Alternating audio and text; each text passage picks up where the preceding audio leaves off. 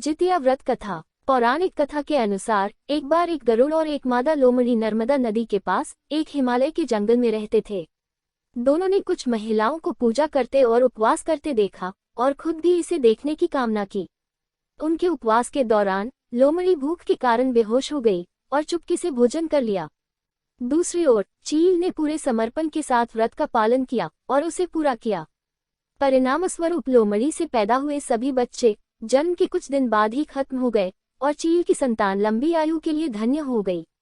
इस कथा के अनुसार जीमूतवाहन गंधर्व के बुद्धिमान और राजा थे। जीमूतवाहन शासक बनने से संतुष्ट नहीं थे और परिणामस्वरूप उन्होंने अपने भाइयों को अपने राज्य की सभी जिम्मेदारियां दी और अपने पिता की सेवा के लिए जंगल में चले गए। एक दिन जंगल में भटकते हुए उन्हें एक बुढ़िया विलाप करती हुई मिलती है। उन्होंने बुढ़िया से रोने का कारण पूछा। इस पर उसने उसे बताया कि वह सांप नागवंशी के परिवार से है और उसका एक ही बेटा है। एक शपथ के रूप में हर दिन एक सांप पक्षीराज गरुड़ को चढ़ाया जाता है और उस दिन उसके बेटे का नंबर था।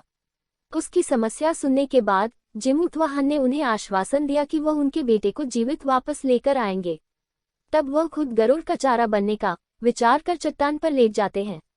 तब गरुड़ आता है और अपनी अंगुलियों से लाल कपड़े से ढके हुए जीमूतवाहन को पकड़कर चट्टान पर चढ़ जाता है। उसे हैरानी होती है कि जिसे उसने पकड़ा है वह कोई प्रतिक्रिया क्यों नहीं दे रहा है। तब वह जीमूतवाहन से उनके बारे में पूछता है। तब गरुड़ जीमूतवाहन की वीरता और परोपकार से प्रसन्न होकर सांपों से कोई और बलिदान नहीं लेने का वादा करता है। मान्यता है कि तभी से ही संतान की लंबी उम्र और कल्याण के लिए जितिया व्रत मनाया जाता है।